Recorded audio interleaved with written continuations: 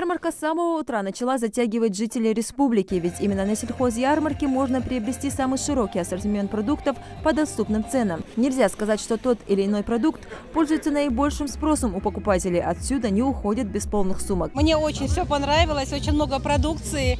Я определенно взяла продукцию предприятия «Молоко Ингушетии», и творог, и сыр, и молоко, и сметану. Все очень вкусно, цены ниже рыночных. Кроме того, очень много мясной продукции, колбас. Мне все понравилось, понемножечку я все взяла. Какая же ярмарка без мяса? Здесь и говядина, и баранина, и конина. Причем ассортимент, представленный производителями, довольно широкий, начиная от колбасных изделий, заканчивая копченостями. Самое главное для тех, кто его продает и покупает, все это исключительно ингушского производства. Представлена и молочная продукция с говорящим названием «Молоко Ингушетии». На ярмарку мы привезли продукцию, которую мы производим на нашем заводе. Это молоко, кефир, сметана и сыры.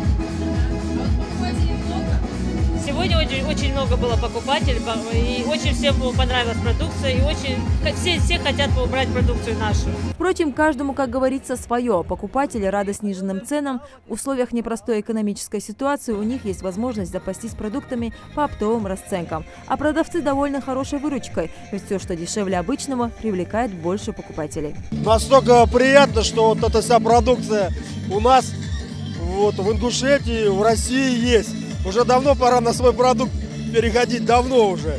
Забыть о всех импортных яблоках, которые даже не пахнут. Вот здесь проходишь, аромат. И рыба просто шикарная.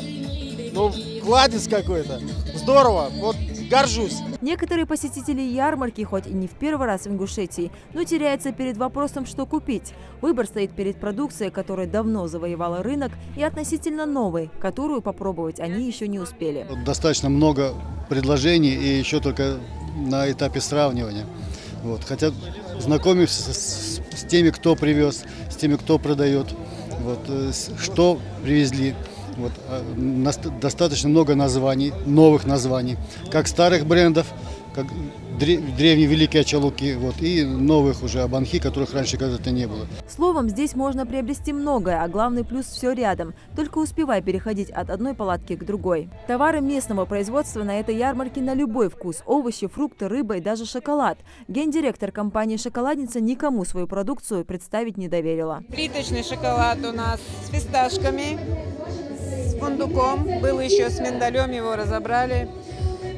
Магася выпустила в честь нашей столицы, Ингушетии, Магаса. Это у нас подарочные наборы. Это можно на торт, можно в шоколадную коробку. Вот это все. Пряники ручной работы с росписью, медовые пряники. Продукт, уверяет Фатима, экологически чистый, никаких добавок, и шоколад она варит сама. Украшает прилавок легенда земли ингушской. На создание этого башенного комплекса у автора ушло 41 килограмм чистого шоколада. Трудилась над ней Фатима Галаева 2 недели. А вдохновил ее на создание шоколадного шедевра наш башенный комплекс Эрзи.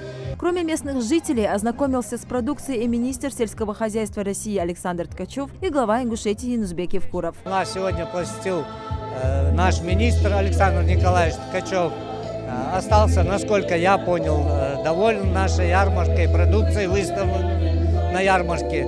Здесь на ярмарке представлено более 30 наших товаропроизводителей. Это растениеводы, животноводы, это переработчики, это пчеловоды наши, это наши люди, которые производят воду. Продавцы в один голос заверяют, именно их продукция самая вкусная и полезная. И что важнее, есть из чего выбрать, и цена также радует. Ведь главное, чтобы покупатели остались довольны. Лейла Гайсанова, Адам Далаков, Новости 24.